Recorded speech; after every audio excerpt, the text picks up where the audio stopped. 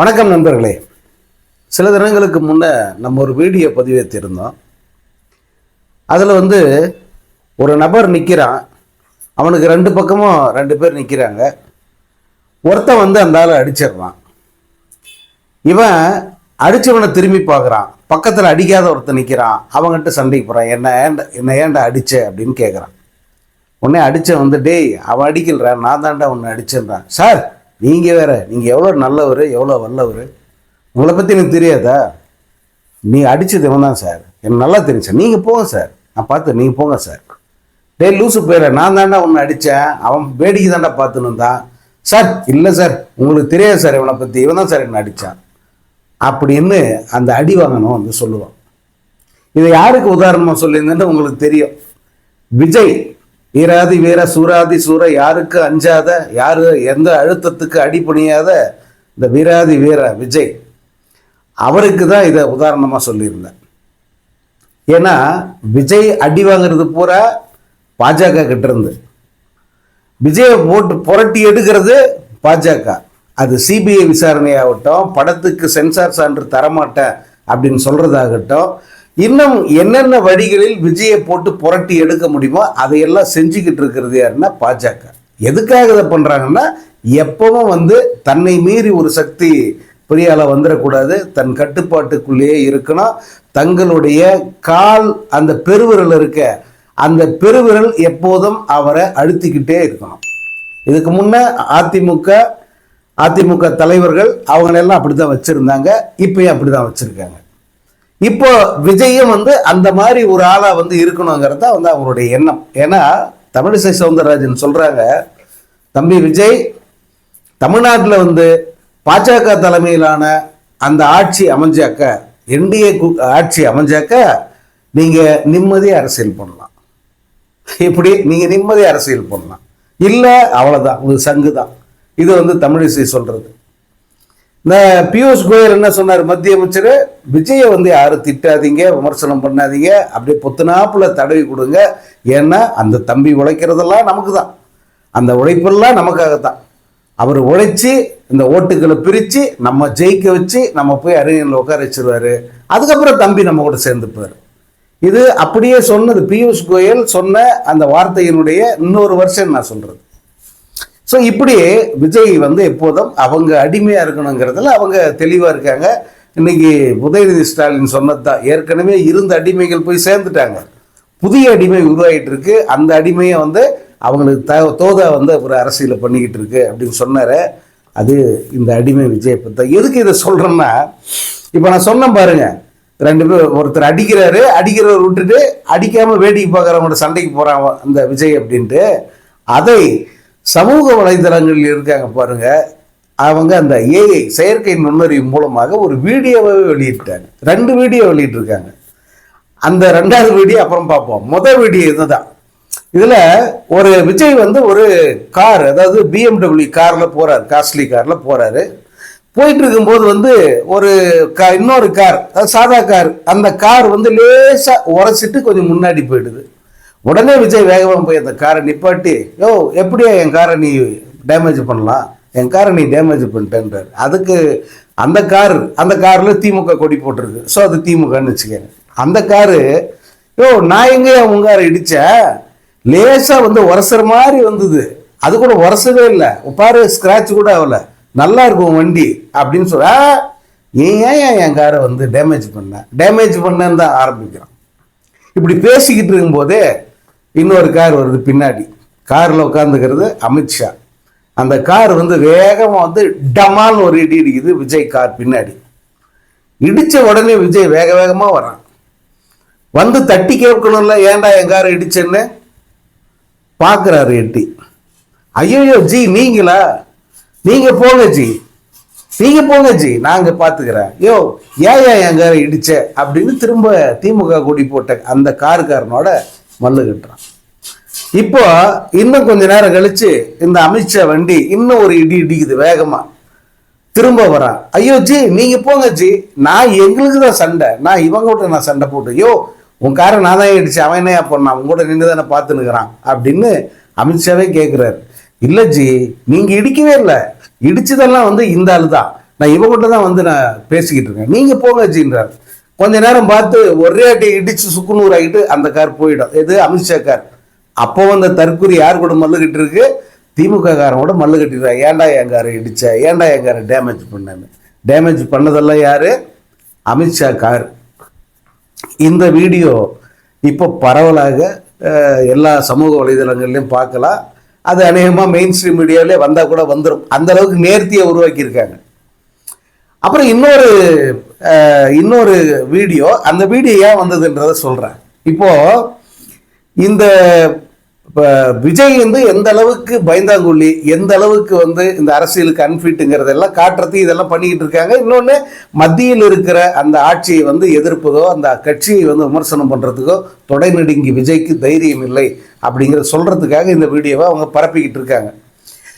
இந்த பக்கம் திமுக வழக்கம் போல அவர்களை மிக கடுமையாக தீய சக்தின்றா, முதல்வர் தரக்குறைவா பேசுறா, திமுக காரங்களை வந்து மிக மிக மோசமாக விமர்சனம் பண்றானுங்க அந்த தாவைக்க தற்குறிகள்.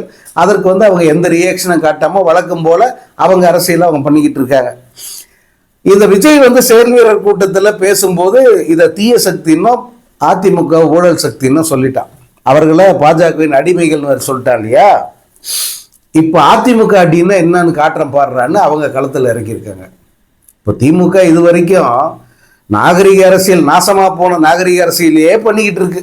இவனை தூக்கி உள்ள குறைச்சல் ஆடகண்டிந்தா இந்த இந்த அதிமுக கூட இவ்வளோ பேச வேண்டிய அவசியம் இருந்திருக்காது. ஆனால் அதற்கு பெரிய ஒரு வாய்ப்பு கொடுத்துட்டு திமுக வந்து தொடர்ச்சியாக இவன் திமுகவை தரக்குறைவாக பேசுகிறான். எல்லோருமே ஏன் திமுக அமைதி காக்குது அப்படின்னு கேட்குற அளவுக்கு வந்து ஒரு வேலையை இந்த தாவைக்க தற்கொலைகள் பண்ணிக்கிட்டு இருக்காங்க. திமுக அமைதியாக இருக்குது. ஆனால் அதிமுகவை நேரடியாக தொட்டது வந்து அந்த செயல்வர் கூட்டத்தில் தான். அதில் இந்த ஆதவ அர்ஜுனா இன்னும் மற்ற அந்த நிர்வாகிகள் எல்லாம் வந்து அதிமுகவை கடிச்சு வச்சுட்டாங்க. கூடவே இந்த தலைமை தற்கொலையை வந்து அதிமுகவை விமர்சனம் பண்ணி பேசிட்டான். இப்போ இன்று, அதாவது நேற்றே ஆரம்பிச்சிட்டாங்க. அந்த செயல்வர் கூட்டம் முடிஞ்ச உடனே அவங்க ஆரம்பிச்சிட்டாங்க. அதிமுகவுடைய ஐடி விங்கிலிருந்து ஒரு அறிக்கை வந்தது பாருங்க. அடி உயிர்நிலையில் அடி வாங்கின மாதிரி கதறுதுங்க அணில் குஞ்சுங்கெல்லாம். எப்படி உயிர் நாடியில் அடித்த மாதிரி கதறானுங்க அணில் குஞ்சுங்க. ஏன்னா இப்படி ஒரு காட்டமான அறிக்கையை அதிமுக சைட்லேருந்து அவங்க எதிர்பார்த்துருக்க மாட்டேன். ஏன்னா செப்டம்பர் வரைக்கும் கூட்டணி பேசுகிற கட்சியாச்சு, ரகசிய டீலிங்கில் கூட்டணி பேசினவங்க அவங்கெல்லாம். அப்படி ஒரு கட்சியிலிருந்து இப்படி ஒரு காட்டமான அறிக்கை வரும், நம்மளை போட்டு பொழப்பாங்க அப்படின்னு வந்து இந்த தற்கொலை எதிர்பார்க்கல. போட்டு அவங்க வெளுக்கிறாங்க. யாரை பார்த்துற அடிமைன்னு சொல்கிற, யாரை பார்த்து ஊழல்வாதின்ற, நீ என்ன பெரிய யோக்கியமா, நீ பண்ண ஊழல் தெரியாதா, நீ என்ன பெரிய தைரியசாலி, என்னமோ அஞ்ச மாட்டேன், என்ன அழுத்தத்துக்கு பணிய மாட்டேன், இந்த மூஞ்சை பார்த்தா அப்படி தெரியுதான்னு கேட்குறிய. டே மொசர கட்ட, நீ எத்தனை வாட்டி எங்கள் காலில் விழுந்த அப்படிங்கிறத அவங்க வீடியோவே போட்டாங்க. எப்போ எடப்பாடி பழனிசாமி காலில் விழுந்து கதறி இருக்கு இந்த கம்நாட்டி. எடப்பாடி பழனிசாமி கெஞ்சி இருக்கு, ஐயோ ஐயா என் படத்தை ரிலீஸ் பண்ண விடுங்க, எப்படியாவது வந்து என் படம் ரிலீஸ் ஆனால் போதும், 12ஆம் தேதி ரிலீஸ் ஆகணும், ஜனவரி 12ஆம் தேதி. என்ன படம்? மாஸ்டர் படம். அதுக்கு முன்னாடியே 2 படத்துக்கு இந்த எடப்பாடி கிட்ட அது காலில் விழுந்துருக்காம அதையெல்லாம் சேர்த்து வச்சு ஒரு வீடியோவை வெளியிட்டாங்க. அதுதான் சிரிப்பா சிரிக்குது. டேய் எடப்பாடி காலில் விழுந்து கெஞ்சனியடா, நீ என்னடா நீ வீரத்தை பற்றி பேசுகிற அப்படின்ட்டு எல்லாருமே போட்டு பொழக்கிறாங்க.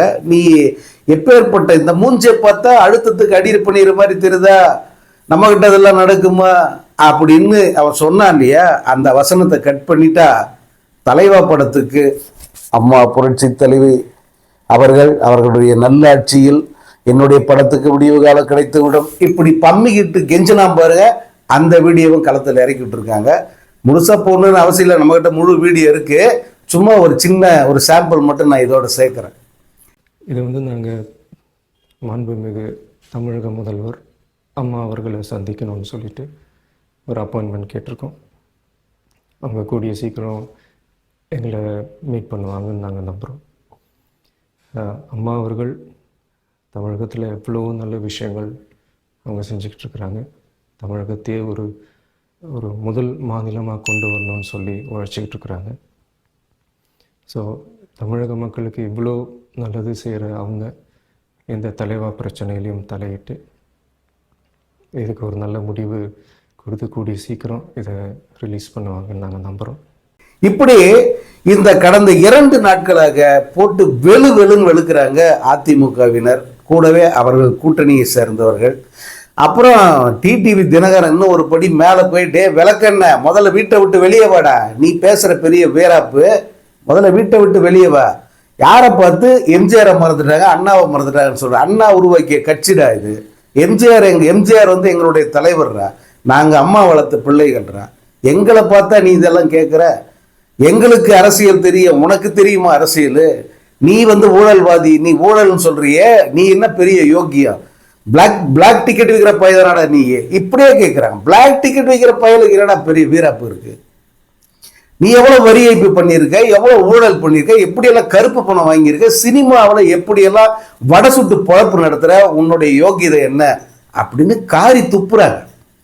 ஆஹா, இந்த காட்சியை பார்க்கணும் தானே நம்ம காத்துக்கிட்டு இருந்தோம். ஏன்னா இவன் வந்து அங்கே ஏற்கனவே ரகசியமாக டீலிங் பேசிட்டோன்ற தைரியத்தில் வந்து கொஞ்சம் அப்படியே வந்து இந்த கைத்தை அப்படி விட்டு பார்த்தான். அவங்கெல்லாம் ஒன்றும் சொல்ல மாட்டாங்க, இத்தனை நாள் அமைதியாக தானே இருக்காங்க, ஏன்னா எடப்பாடி நமக்கு தானே ஆதரவாக இருந்தார் இப்படின்னு நினச்சி அவங்கள கொஞ்சம் லேசாக தொட்டு பார்த்தா கரண்ட் ஷாக் அடித்த மாதிரி இருக்குது. இப்போ விஜய்க்கு ஒட்டு மொத்த தற்கூரிகளும் அணில் குஞ்சுகளும் இந்த சோசியல் மீடியாவில் கதறதை பார்க்குறதையே வந்து பேரானந்தமாக இருக்குது. இன்னும் வேணுண்டா உங்களுக்கு? இதுக்கு மேலே உதவுவீங்க, இதுக்கு மேலே அசிங்கப்படுவீங்க. ஏன்னா இந்த அரசியல் களம் என்னங்கிறது அவங்களுக்கு தெரிய அவங்க இத்தனை காலம் வந்து இந்த இடத்துல களமாடி இருக்காங்க. நீ உண்மையிலேயே வந்து மக்களுக்கு நல்லது பண்ணும் அப்படின்னு நீ நினச்சிட்டேன்னா நீ வந்து செஞ்சிருக்க வேண்டிய வேலையே வேற. அரசியலில் ஒரு குறைந்தபட்சம் 5 ஆண்டு காலமாவது வந்து நீ சர்வீஸ் பண்ணியிருக்கணும். ஜனங்களுக்கு வந்து ஜனங்களுக்காக போராடி இருக்கணும், பேசி இருக்கணும், குரல் கொடுத்துருக்கணும். என்ன கிழிச்சு நீ? உனக்காகவே குரல் கொடுக்க துப்புல அது தற்கூரி. மக்கள் பிரச்சனை என்னைக்காவது நீ பேசியிருப்பியா? எதையாவது வந்து நீ முழுசா பண்ணியிருக்கியா? அந்த பரந்தூருக்கு போன ஏதோ சும்மா ஒரு முதல்வர் அவர்களே நான் தலைமை செயலகத்துக்கு வந்து கிழிக்க போறேன், நீ என்ன பண்ண? மக்களை திரட்டி தலைமை செயலகத்துக்கு போராட்டியா? தேர்தலுக்கு இன்னும் ஒரு 2 மாசம் தான் இருக்கு. என்ன பண்ணிட்ட நீ? எதையாவது ஒழுங்கா எதையாவது ஒன்று பண்ணியிருப்பியா? நீ எப்படி அரசியலை பத்தி எல்லாம் பேசலாம்? எப்படி மக்களை பத்தி நீ பேசுற? நீ மக்களுக்காகவா வந்திருக்க? உன்னுடைய நோக்கமெல்லாம் என்ன? இன்னும் ஊழல் பணத்துல 1 பைசா தொட மாட்டான். இந்த அப்படி இல்லை, 1 பைசா தொட மாட்டான். யாருக்கும் சொன்ன? எனக்கு சொல்லிய 1 பைசா தொட மாட்டான்னு சொன்னது ஒருத்தனை, என்ன எல்லாம் நான் சொல்லிக்கல. அப்படி சொல்ல போறியா நீ? மிகப்பெரிய ஊழல்வாதி நீ தானே. எவ்வளவு கருப்பு பணம் வாங்கியிருக்க? கடைசி படம் கோட்டு வரைக்கும் கருப்பு பணம் வாங்கினவன் தான் நீ. இதுக்கெல்லாம் ஆதாரம் இல்லை, யாரும் வந்து கண்டுக்கல. யாரும் வந்து 200 கோடி 300 கோடி அடிச்சு விடுறாங்கல்ல, கிறுக்கு போயிலுங்க. அதை நம்பிக்கிட்டு வந்து நீ வந்து ஒரு அரசியல் பண்ற. ஆனால் கோட்டு வரைக்கும் கருப்பு பணம் வாங்கினவன் தான் நீ அப்படிங்கிறதுக்கு ஆதாரம் இருக்கு.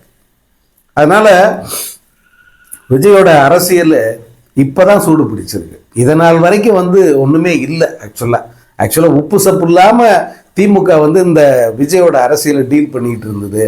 இப்போதான் வந்து லெஃப்ட் ஹேண்டில் டீல் பண்ணுறாங்க அதிமுகவினர். இது இன்னும் தொடரணும். விஜயை போட்டு வெளுக்கிறதெல்லாம் எப்படின்னா கதறணும். இனி நான் தெரியாமல் வந்துட்ட சாமி என்னை விட்டுருங்கன்னு கதற அளவுக்கு வந்து இந்த அடி மிக பலமாக விழணும். எல்லாருமே, அதாவது ஒரு எடப்பாடி பழனிசாமியே பேசணும்னு அவசியம் இல்லை, அப்படித்தான் இருக்கணும்.